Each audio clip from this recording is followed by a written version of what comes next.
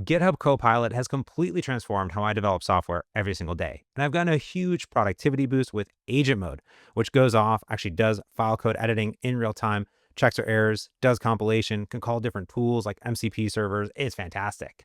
Now, while I'm mostly in VS Code or Visual Studio, I often am heading over to Xcode to do some Swift development with libraries that I'm integrating into my applications. And if you're a Swift developer inside of Xcode for iOS and Android development, well, you're in luck because GitHub Copilot, Chat, agent mode, code completions are all there. So today I want to walk you through how to get set up inside of Xcode with GitHub Copilot and everything you need to know about not just asking it, getting code completions, how to use agent mode, and how to configure MCP servers to do more, but how it works on your local development machine, because there's a little bit more setup since it's side-by-side Xcode. So let's go ahead and get into it.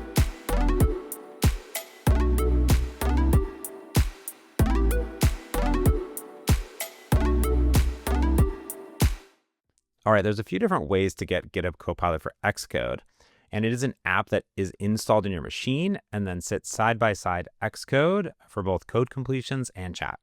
You can head over to the Copilot for Xcode GitHub repository and you can download it from the releases, but also in the README, you'll find information about the different features like chat and agent mode and code completion. And you'll see the requirements and different ways of installing it through a latest release or through a brew install script. That's what I'm going to use here. Since I have Homebrew installed, I can just simply run that and then it'll install everything on my machine. Now, because Xcode with extensions work in very sort of specific ways and you need a chat window, they are going to live side by side Xcode, and we're going to see that in the setup here today. Okay, I have it installed, so let's go ahead and launch it. And what's nice about launching it is that you're going to get the actual GitHub Copilot for Xcode sort of chat window that will be displayed side by side your machine. The first thing you need to do is configure some permissions. So we need to configure accessibility permissions so we can actually modify the code editor and things like that. And we're also going to see that a background item was added as well, so it can boot and log in and do things like that for us. And then we're going to get the window over here, and we haven't logged in yet, but we're going to see the different capabilities of GitHub Copilot Chat over on the right-hand side. Okay, let's go ahead and minimize some windows and open up the settings here. From the top dropdown, we can see there's, of course, standard things like help files as well that you can get to. Let's go into settings. So from here, we're going to see some general information and different settings, such as the different permissions for both accessibility to make sure that's checked, and also the extension permission as well. You need to toggle that on. So as the Xcode source editor extension permission. And you can also see there's the toggle to either quit the Copilot when things close for Xcode or not. You can also automatically check for updates and install pre-releases too. You can, of course, log in to your GitHub account, which we'll do here in a second, but there's a whole bunch of other different advanced settings as well that you can get into. So if you have different proxies or enterprise URLs that you need, and there's also MCP support or model context protocol support, which we'll configure in a little bit.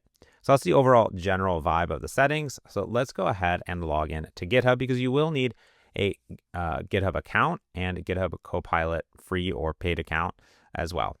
So you'll get a code and you'll do device activation here. So it's going to log in with this code and you're going to go ahead and say, yes, the GitHub Copilot plugin by GitHub will like permissions to whatever repositories and information we need. So we'll go ahead and authorize it. And we are good. And we're fully configured and ready to go. I recommend shutting down everything and rebooting everything.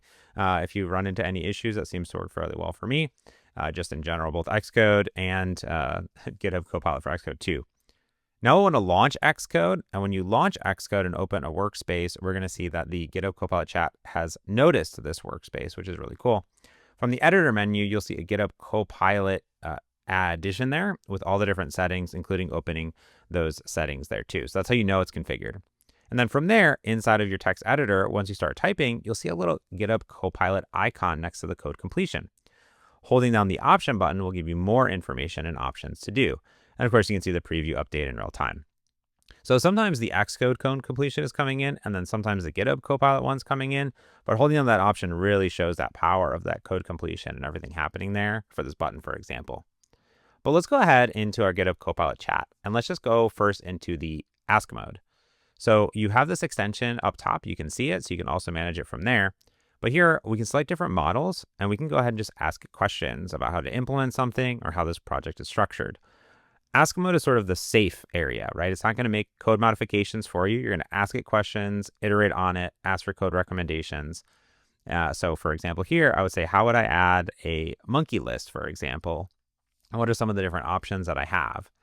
So this case, the default is GPT-4.1 as time of this recording, but you can select different models too. And this is going to tell me, hey, you can use the list control. Here's a sample of code, and I can learn about this as well. I can also ask it for other things, maybe just like what about a collection view, for example, and maybe it would then show me, here's a collection view.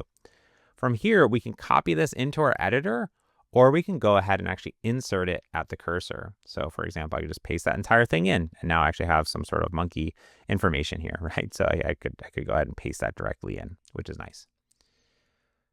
So now we can see that just by asking GitHub Copilot chat over here on the right-hand side, we've learned a little bit about lists and a collection view. And now I've actually brought that code directly into my code editor, which is really nice. But if we toggle to agent mode, that's where things can get really interesting. We can not only have it answer questions for us, but also implement code, run compilations, and also reach out to MCP servers too. So here I'm going to ask it to have a location and a name, and also use emojis for the images. And I also want to make a header, and I want to make it look really nice as well. So I'm just going to ask this here and see what it does for us. And I can get more descriptive in my prompting, but this is kind of a high-level prompt as I'm iterating with the AI. So first it's going to tell me here's the plan that it's going to implement, and then it implements it. So here we can see the source code editor, and we can see the blue little lines of the code changes for this application. And now we can see our monkey gallery and our monkeys just sitting there being awesome. So that's pretty cool just to see it all happen in real time. We can zoom out and see there's 6 monkeys currently coming in. And then we can actually run it if we wanted to. And we have a full sort of monkey gallery app here, which is nice. And I don't know, I love it. It looks so good. So just in a few moments, we have everything there. We can also pick from different models. So I like Claude Sonnet quite a bit for doing like heavy UI work. So maybe here I want to say that these cards should be like more futuristic and have drop shadows and different backgrounds, maybe some bananas in that background, right? For example, as I'm theming this application. And then I also want to kind of add some more properties too. So I'm not just iterating the UI, it can work across different files. I have one file in this case, but I could have it write tests for me. It could do a bunch of different things. And again, I can select different models, and those are always updating. So let me go ahead and send that off to GitHub Copilot. And Claude Sonnet takes a little bit more time to think and crunch through this, but then it's going to do the same thing. It's going to apply the changes that it recommends, going to make a plan and implement it there. And we'll be able to see that our monkey will get some more information. And then hopefully what we'll see is that our sort of monkey gallery updates. I'm doing this all real time, so I'm not going to fast forward this, just so you can actually see it kind of like in progress work here. And of course, different timing and different things will give you different results based on how fast your internet is and how fast Claude decides to work that day. So here it's going to update the content view. It's going to tell me exactly what it's going to do, and then it's going to enhance the styling for us. And because it's actually modifying a lot of code, so it's going to be a lot more particular about the code changes that it's making compared to just kind of like file new and replace everything. And then it gives us a full overview of everything it's doing. So we see little emojis in the background. We see a bar on here. We have population percentages that are coming in and a lot more. So just like that, in literally just a few minutes, we are now going off and have a full kind of monkey gallery application at this point. And it even asks me follow-up questions of anything else that we would like for it to do. So do I want to modify the shadow intensity, population thresholds, or anything like that? So you get follow-up questions to continue to iterate on your design. So here, let me just go and launch it to show you that it is real. Obviously, you see it in the preview, but while we have some mock data in our application, we also want to actually be able to view it on simulators or devices or things like that.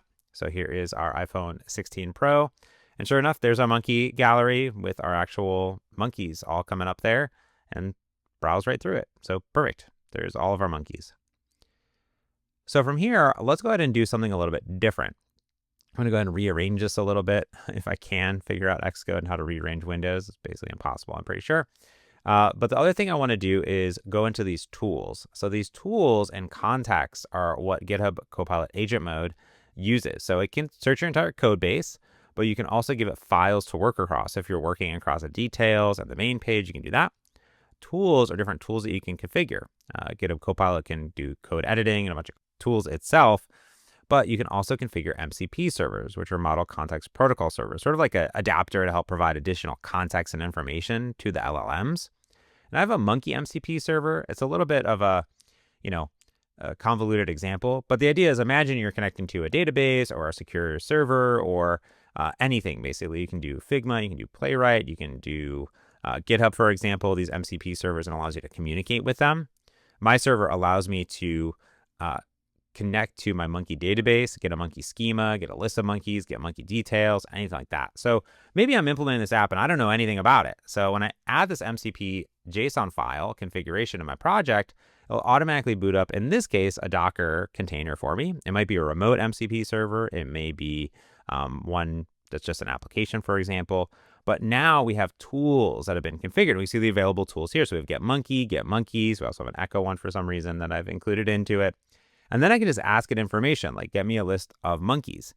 And in this case, it's using the natural language and it's figuring out what it needs to pass and what tools it needs to call. And in this case, it's the monkey MCP server to return that list of monkeys. And then it summarizes them based on that information. So it just returned a JSON blob back to it. But in this case, it's going to be like, hey, what's the monkey schema off of this? And it gives me the schema in place, and it gives me information and also a unique identifier that I might want to use that's auto-generated. So here, now that we have this information, we have the schema, we have information about all the monkeys, we can then say, hey, use this data structure and update the monkey with it. And we can also update all of the monkey sample data with the actual monkey data that's coming from someplace, whether it be our API, whether it be our server, anything like that. Now, of course, GitHub Copilot can just fetch web URLs and things like that. But in this case, it may be authenticated backend that I'm working with internally at my company. All right, cool. Now we have our monkey data in. Let's use the context of the chat to fill in that information and to grab the first 6, I think, in this case, to put them in there. So now we have this coming through, and we can see that it's implemented the new monkey data, and we should have some new UI fields that are put in next. Well, in this case, it actually hasn't put in the new UI fields. It's asking me, you may want to update the UI fields inside of here. So we can see population, we can see geometry, and we can see some different information here. So now I'll just ask it, I'll say, hey, let's go ahead and update the UI with all these new fields. So why not? So again, it knows the context. I'm just going to say, go do the thing that you wanted me to do. So let's go ahead and do it, So now it's going to take all those changes and it's going to apply it here. Now, there are different models. You can switch between the different models at any time, even inside the same chat. So here I'm back to GPT-4.1, and it's just going to go ahead and implement that pretty quick for me. Okay, so now we're going to use the monkey's image. It actually decided to do an async image, which has a circle frame on it, has a short description on it. It has the name and location and the population bar.